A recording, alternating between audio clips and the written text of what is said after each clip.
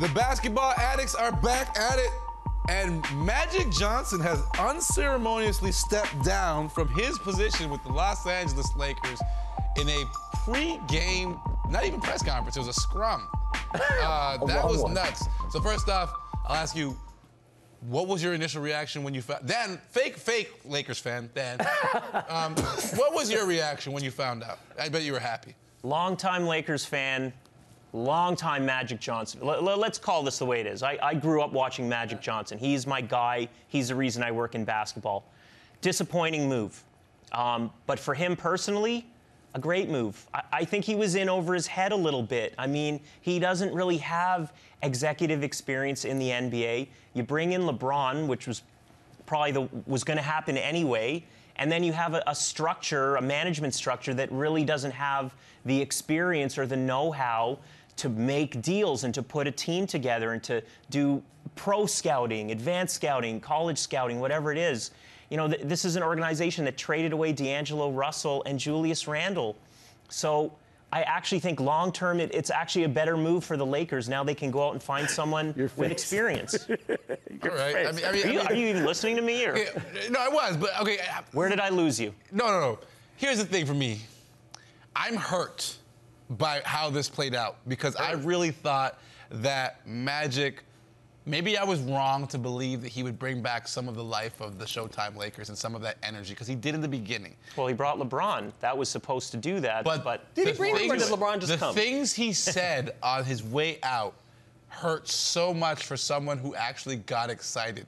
The guy said things like, I want to be able to tweet at players. I want to be able to go out and have fun. It's like, you didn't think about this stuff before you took the job? I don't care about think that he did. stuff. I think I reacted the same way. I was like, he's a coward. He's jumping ship before the ship sinks and whatever. But when I saw the interviews and I saw he's crying, he's emotional. And he's talking about being able to tweet to players and mentor people, and he wants to be able to You're do that buying stuff. that? I just realized he's not built for the position. He's just not. He's just not that person. He wants to be friends with everybody. He wants everybody to like him. He wants. Buddy. He doesn't have to cut through it out. You know what he should do? He should be a team ambassador like Drake. You could be on the floor, courtside. You know what I'm saying? You can laugh with everybody, be friends with whoever you want, be at all the games, and everyone can like you. Yeah. But he doesn't have the cutthroat. He's just so respected. He did one thing wrong for me, and I think any of us in our area of employment, if you're going to leave a job, you do one thing first. You tell your boss. You tell the boss. And the fact that he did it, that was a weak move. I think he was completely overwhelmed by the scenario. I think he couldn't handle the fact that he was going to have to fire his entire coaching staff. He couldn't deal with LeBron and company. He couldn't deal with the pressure. And he couldn't deal with the failure. Because as a player, a lot of these guys as players, they know nothing but winning. It's difficult when you lose. And he didn't handle it the right way. Do you buy that when this guy runs several multi-million-dollar companies? But he's always been a winner. But he wins across the way, and he hires smart people around him. I think that this was an uncontrollable beast, especially with LeBron and his crew in town, and he just lost complete control. Yeah. He had no relationship with Rob Pelinka. I know, which is weird too. Which seems insane. The whole thing is strange. They draft Lonzo Ball, Jason Tatum's on the board. They trade D'Angelo Russell, which I mentioned, who's now an all-star. They haven't done anything right in the 2-3 years. So you kind of touched. Not like I like D'Angelo Russell or Jason Tatum. Let me throw this at you, Anson. The Lakers becoming one of those... a joke? A dysfunctional franchise. They're a laughing stock right now. And you see people like Snoop on Instagram saying, you know what, the Lakers sorry, man.